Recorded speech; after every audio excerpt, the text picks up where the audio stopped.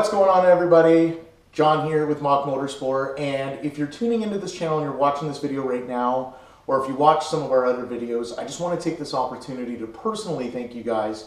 You know, this channel and the content I put on it really is a labor of love. I don't really gain anything from it, but I do enjoy doing it for you guys, you know, for all you automotive nuts and junkies out there.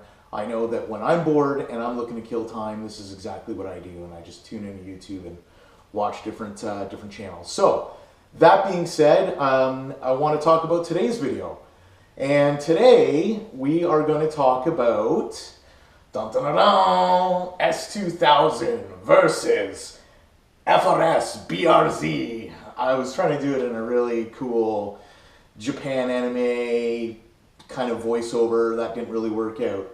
But anyways, if you watched my last video where I took delivery of my 2018 BRZ TS, and I said I sold my S2000 for that car, well, theoretically I haven't sold it yet. It's still parked right here.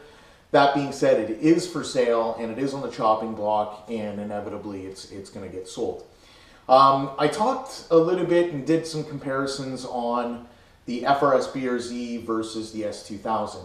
Now, to kind of, you know, preface this this video a little bit, I'll give you a little bit of my background. I worked in the automotive business for about 10 years combined. I worked for a number of different companies. I worked for Volkswagen, I worked for Worth, but I spent the majority of my time working for Honda. Now, in that time, I was exposed to the S2000. During my time with Honda, that's, you know, kind of when the AP2 was just being launched. And so, you know, I lusted after these cars for a long period of time. My family, as a matter of fact, are big Honda people. We all drive Hondas. You know, my mom, my brother, my sister, even myself. My daily is aside from my WRX, my other daily that my girlfriend drives is a Honda HR-V. So, I mean, I love my Hondas, and I can't, you know, I can't speak enough about them. And, you know, my experiences for this video is really a comparison in terms of my own specific use. You know, if you are looking for something, let's say like a dedicated track car, which is why I purchased this S2000 initially, was to be just a dedicated track car. I mean, gutted, roll bar, buckets, and it was only going to see track time. But when I'm reviewing, or sorry, when I'm comparing in this video the FRS BRZ versus the S2000, it's really from a day-to-day, can I live with this car perspective, being a, you know, a realtor, being a father, being a, you know, a weekend track guy slash, you know, weekend take it out for a nice drive sort of thing. That's really kind of the premise, or the basis of this video when I'm comparing both vehicles. Okay, I think that if you're, like I said, if you're looking for something for specific use, you know, then maybe, you know, maybe this will be a little bit different, or the outcome will be different, or one car might cater to that over the other. But as I said, based on what I'm reviewing it on, and based on the purposes that I'm looking for, in terms of an everyday car that you can live with, slash track, slash enjoy driving, that is the premise of the video. So that being said, let's jump right into it. All right, so first things first, and let's just talk about the big pink elephant in the room, and we're going to address power between the two cars. Something widely discussed between the two of them, specifically the FRS BRZ, gets really criticized for not having a lot of straight line power. And when you look at the numbers alone, you know, sure, the FRS BRZ definitely doesn't compare in terms of its horsepower numbers to the S2000 when we look at both the AP1 and AP2. But when we start looking at, you know, the pound-feet of torque, or the very thing that gets you moving, you know, the torque is what gets you going, horsepower is what keeps you going. So when we look at the torque numbers, you know, the AP1, the F20C in the AP1 is rated at 153 pound-feet of torque, and then the FA20 in the FRS BRZ is rated at 156 pound-feet of torque. So when we're looking at torque figures alone, you know, they're pretty close. The AP2 or F22C is rated at about 162 pound-feet of torque. So a little bit more, but again, it's also 2.2 liter. That added displacement is going to assist in that. Now, the S2000 does feature in both the AP1 and AP2 a 4-1 final drive, and the previous versions of the FRS BRZ feature a 4-1 final drive. In the 2017 and up, they've actually revised that and they've gone to a 4.3 final drive, and this is made an incredible difference, in my own opinion, in terms of its acceleration and its mid-range kind of torquiness around town when you're just kind of putting around town and you're in that lower to mid RPM range. You really notice the difference in that final drive change. The one thing they've also done in the 2017 and up is they bumped up horsepower to 205 horse in the FRS BRZ through some enhancements and changes they've done to the engine. Apparently they've also done some things to reduce the amount of friction internally in the engine as well. So, you know, these things have, you know, certainly changed things, having had two previous FRSs in the previous generation. I can tell you that, you know, there is a noticeable bump in power. That 5 horsepower figure, you know, is certainly more felt when driving, and a lot of that could have to do with the final drive as well than it does on paper, for sure. So now when we start looking at horsepower, again, the S2000 is rated at 240, and of course in this particular case I'm going to use my 2018 BRZ here, is rated at 205 horsepower. Both coming out of 2-liter engines, this of course my S2000 being an AP1. So, you know, when people criticize about this vehicle not having enough straight line speed, I think they're actually referring to the chassis and its capability versus the S2000 outright performance and acceleration versus BRZ FRS outright performance and acceleration. Because having owned both cars, I can tell you that they're very similar in terms of their acceleration. Now, when we're talking about, you know, around a track, you know, it goes without question that the F20 and the F22, you know, Honda makes a very good, I shouldn't say good, a very great engine. Honda Motor Company, you know, that is what they do. And this engine, and when this was created, you know, the engineers had spent a lot of time, you know, really putting a lot of its technology, you know, what Honda had learned through F1 into this, and it's quite evident. So, I mean, the engine in this chassis is really the swan song.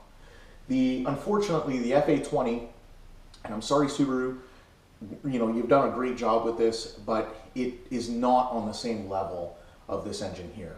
So, you know, when we're starting to talk about, you know, pound for pound, you know, engine for engine, it goes without saying that the S2000 by far features a far more superior engine in my opinion. You know, the only thing or the only advantage that I would say that the BRZ and FRS has is that because it's a flat engine as opposed to an inline, you know, you have the lower center of gravity, and this of course attributes to what we're going to move on next, and that's talking about the suspension and the overall chassis dynamics. So, just to kind of put everything to bed here, the S2000 is more powerful, it is faster in a straight line, and it is ultimately going to be faster around a racetrack. Now, whether that's because it also features and has better tires out of the box, and it has better suspension geometry, or is it because it has more power, and that's why this is ultimately faster on average around a racetrack than the FRS and BRZ? Who knows? You know, I think that that argument can go back and forth because we've seen, you know, I think that if you watch or if you follow enough people doing track times and reviews and stuff like that, I've seen a lot of guys posting some pretty quick numbers out of this chassis as well, and having less power. So, I mean, I think the chassis is completely capable of doing, you know, very quick lap times, equally as quick as the S2000. I think it just needs to have, you know, you need to compare apples to apples, and I think it needs to have the, you know, a similar power figure, and I think you're on par. Now, so moving on to the chassis and the dynamics of the car. Okay. So both cars are very similar in terms of layout. You have the engines located in the front, and the wheels that are driven are in the rear. Now, the difference is the S2000 is considered a mid-rear. Okay, so although the engine is located in the front, it is behind the front axle, making it a mid-rear configuration. Now, the FRS BRZ, the engine is located just above the axle, which does give you a planted front end, but because of that, it's considered front engine rear drive. Both are ultimately designed to give you as close to 50-50 weight distribution as possible, which is going to give you, that kind of optimum handling characteristics. The big difference, though, is going to be that the FRS and BRZ have one of the lowest center of gravity, of any vehicle in its price point. As a matter of fact, there are vehicles that are twice its price point, like the Cayman specifically, and this still offers a better center of gravity. Having that lower center of gravity is going to make this car not only more balanced, and it's going to keep it more planted around the corners and a little more composed, but it also offers a little more predictability. And we'll get into that a little bit too.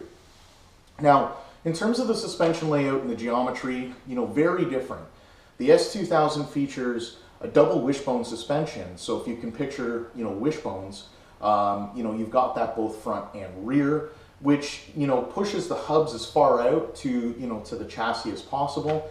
And this actually does create for a very positive and precise feeling in the suspension and in the steering, and ultimately gives you very direct feedback. Now, this is terrific. Very expensive sports cars will feature this sort of technology. However, there's a little car company out there by the name of Porsche. You've probably heard of it, or Porsche, however you want to pronounce it. And they utilize a McPherson strut design suspension in just about all of their vehicles. They currently hold the Nürburgring,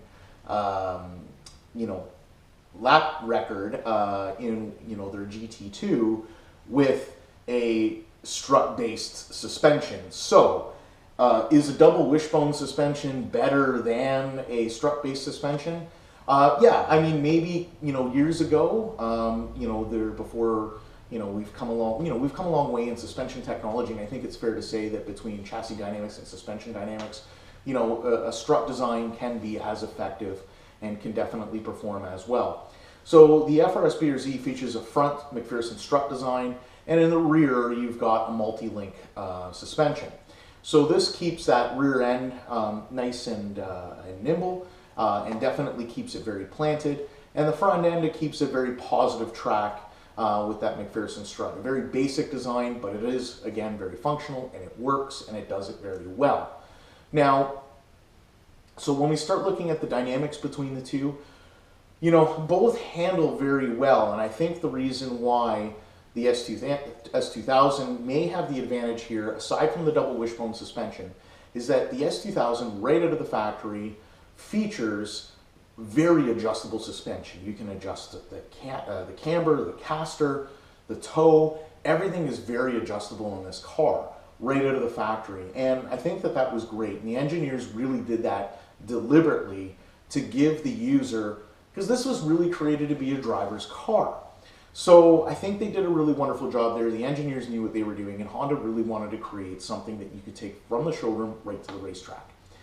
Compare that to the FRS BRZ, and you don't have that adjustability built into the suspension. As a matter of fact, you're going to have to go out and buy aftermarket components in order to give you that adjustment in the suspension. Now, when you do that, do you have as good as a suspension? For sure. And in my opinion, I think that you're going to have all the adjustability that you would in this vehicle, and over and above that, you're going to have, probably even more adjustability in that.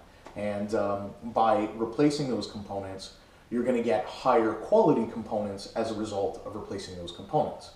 So, I think that at this point, the only other thing that we can talk about is kind of the dimensions. Okay, so the S2000, I can show you here, but I mean, I've got these cars parked literally where the front, the front axles are lined up. And the S2000 is noticeably shorter.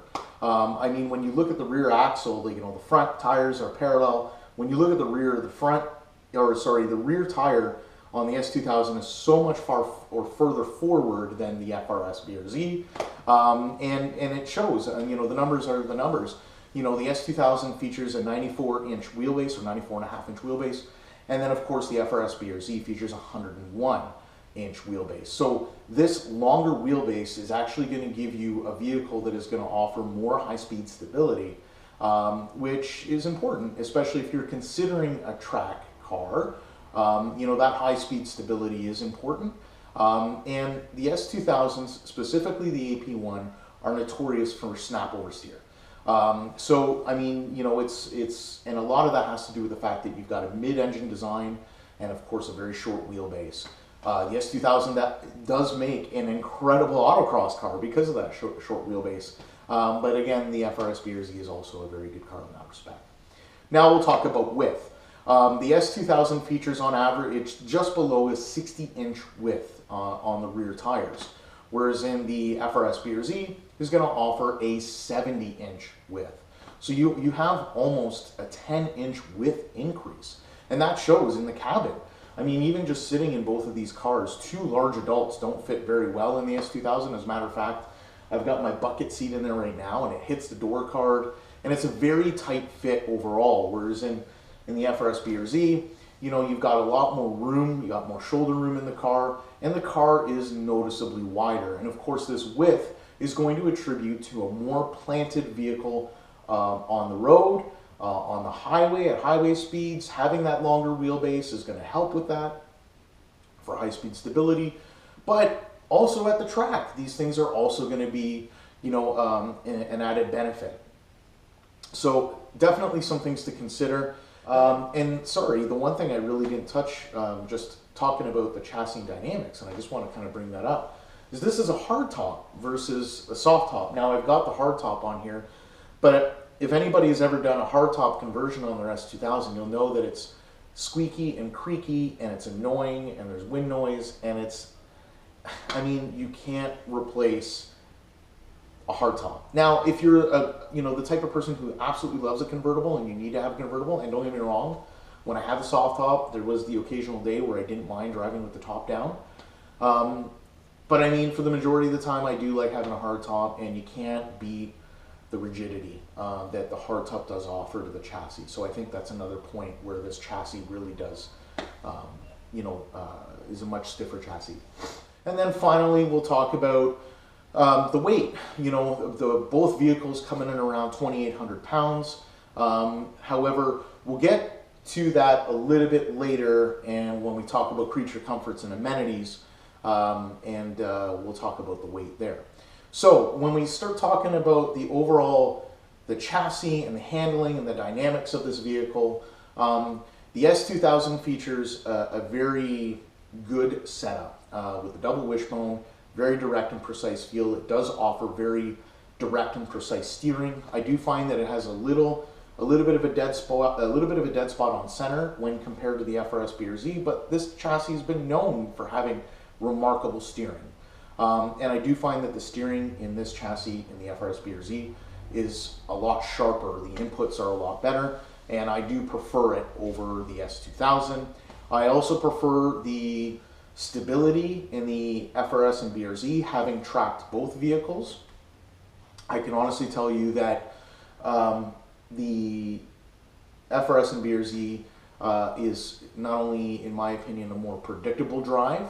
It does feel more planted.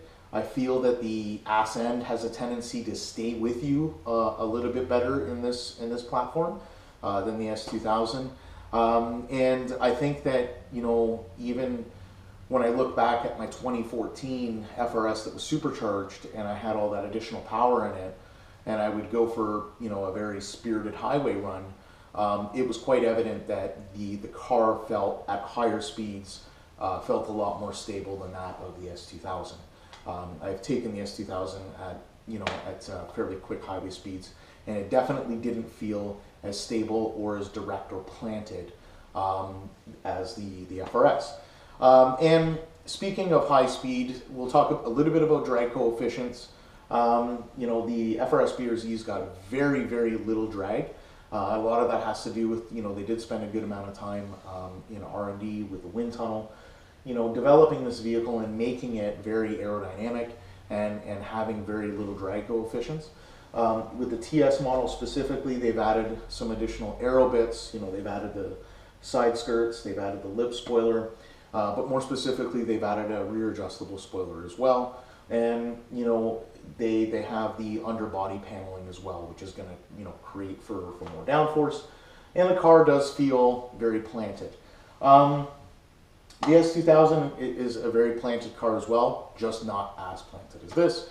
So when we start talking about chassis, overall dynamics, and potential for the future and for the racetrack, my vote is still going to be with the FRS BRZ on this one. Yeah, I think it's a great platform. And with the bump and power, it's, you know, I think if you had as much power as you did in here, you've got two very capable cars around a racetrack. All right, so now let's talk about the, you know, the one category that I would say is probably the most important to me when considering both options. So it's no secret that the S2000, when it was created, was really a driver-focused car. It was a vehicle that was really designed to reward the driver. It was really a driver's vehicle. And they spent a very little amount of time around the driver amenities. Now, you get power windows, you get power locks, and of course you get air conditioning and a cruise control, and a CD player. They were gracious enough to do that, but that's where it really ends. Outside of that, you get very little storage space within the vehicle. There's no glove box really, other than a storage cabin and a little secret pocket. And you get in the AP1 a single cup holder, and that's really about it. I mean, you don't have an adjustable steering wheel at all. The column is fixed, and you know, it's a very tight car too. So if you're a bigger driver, I'm not a big guy, but if you are a bigger driver, I mean, this vehicle is not exactly the most comfortable. It is only a two-seater, so you have a two-seater roadster. It doesn't offer a whole lot more space than that. And the trunk, at best, is going to hold your, you know, your spare tire tools, your spare tire, and you might be able to get a set of golf clubs back there. You might be able to get a couple of overnight bags, but that's really where it's going to end. I mean, the space is notorious in this car. It doesn't really offer an abundant amount of space. And this is where the FRS and BRZ chassis is really going to shine. And this is where this car really starts to make some headway over and above this vehicle. So, first of all, it's wider, it's roomier, it's a 2+2. The rear seats are, for lack of better words, a poor excuse, but they exist. So if you need to get people back there in a pinch, you're good. As a matter of fact, I've been able to get, including myself, 4 adults into this vehicle. And I mean, we managed. Was it tight? Yes. But I mean, I had adults that were, you know, between 5'8" and 5'10" sitting in the back with headroom. So it works. I've got young ones, and I'm able to get my kids in the vehicle as well. And for a while with my previous FRS, I was using it daily. Like, I drove it daily. As a matter of fact, my brother's got an FRS, and he's got 2 young boys, and he uses it daily as well, and he manages. So could you use this vehicle in a daily basis scenario? Absolutely, I think you could. If you're looking to replace your family sedan or your family minivan with this vehicle, I probably wouldn't recommend it, because you'll soon find out that it's not going to offer the same amount of space. However, for a sports coupe, it does remarkably well. As I mentioned, my profession, I am a realtor. One of the things that I absolutely loved about this vehicle is that it's got the fold down seats. So if I had to remove a sign from a property or install a sign, I could easily put the sign and sign steel frame in the back of this vehicle with the seats folded down and conduct my business. It was great. So I didn't need, you know, there wasn't a requirement for me to have to change vehicles to do that. Which is kind of nice. You know, if it's a really nice day outside and you really want to enjoy your summer vehicle, and you still want to work, it was good to know that I didn't have to come home and switch vehicles to do that. I couldn't do that in the S2000, but I certainly could do that in this vehicle. The trunk alone, without folding down the seats, you're going to be able to get two medium-sized suitcases. I know this for a fact, having had traveled to Europe and taking my FRS to the airport.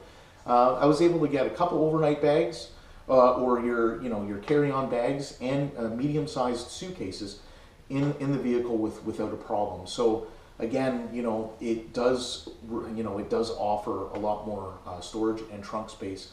Plus, you've got a couple cup holders, you've got pockets, you've got a glove box. I mean, there is more storage in this vehicle over and above the S2000. As I said earlier, the seats do fold down. When I would take the vehicle to the track, I wouldn't need to drive to the track with my track tires on the vehicle like I would with the S2000. With my FRS or the BRZ, you've got plenty of room. You fold the seats down. That offers room for your separate set of wheels and tires and your toolbox. So, you can easily get your helmet, your toolbox, your separate set of wheels and tires, your jack, all of that into this car and go to a track event or an autocross event.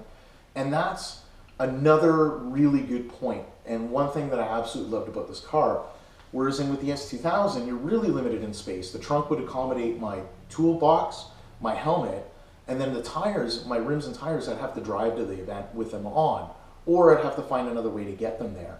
And I've seen guys do trunk racks on this car. I've seen guys do,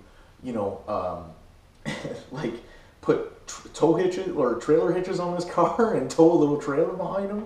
I mean, I know my auto guys do it too, and that's just roadster life. I get it.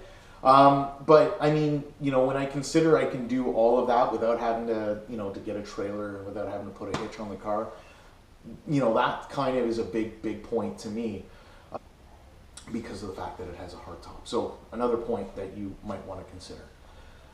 Okay, so kind of, when we're talking, aside from the size and the storage, let's go back to, I was talking about the curb weight. Both vehicles are rated at around 2,800, 2,850, okay? A base model FRS is going to be in around 2,700 pounds. The BRZ TS, with all its additional goodies on it, it puts us at about 2,850 pounds. The S2000 is rated around 2,800 pounds. Now let's talk about, first of all, they both have power windows, they both have power locks, they both have push button start. This has got proximity key lock and unlock, which is a nice feature. But they both have air conditioning, they both have cruise control. However, this car has heated seats, Navi, a backup camera, Bluetooth,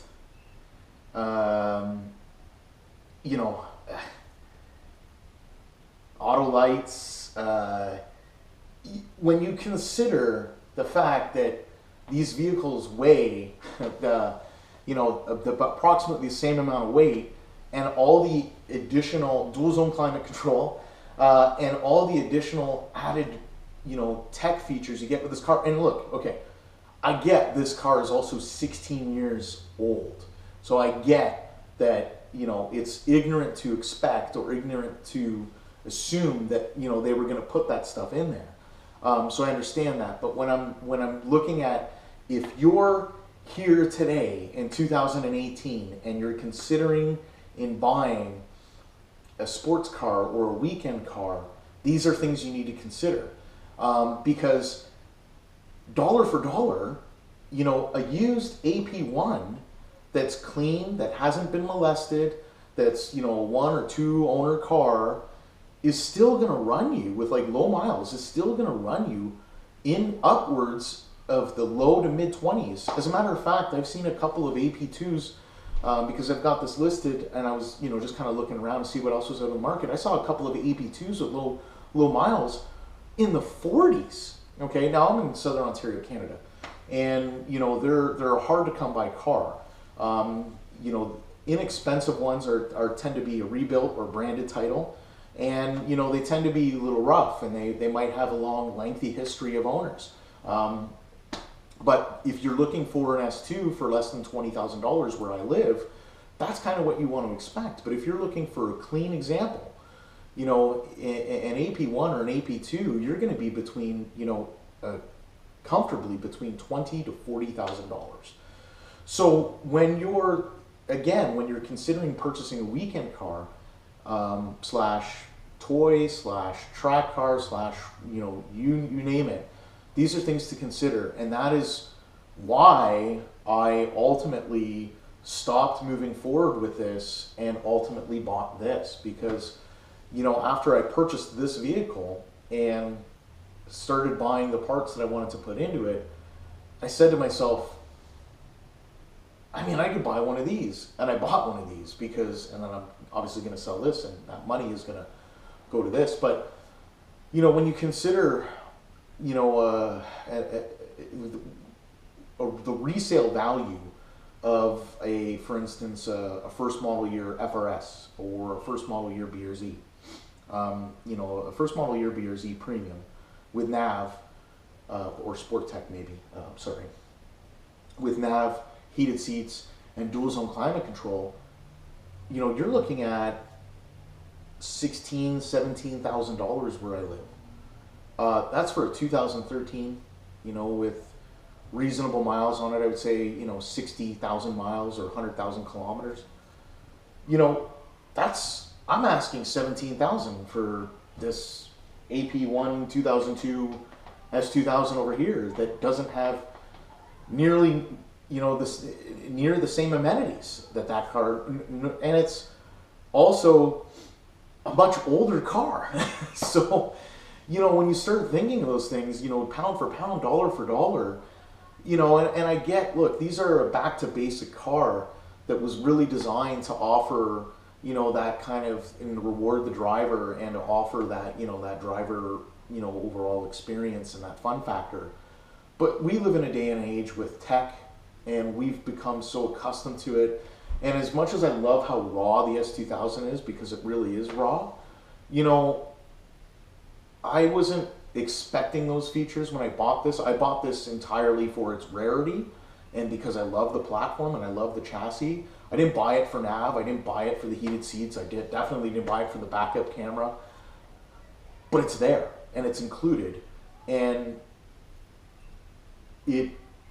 I've grown accustomed to that in my other vehicles. So now that I have it in here, even though I didn't buy it for those things, I still appreciate it.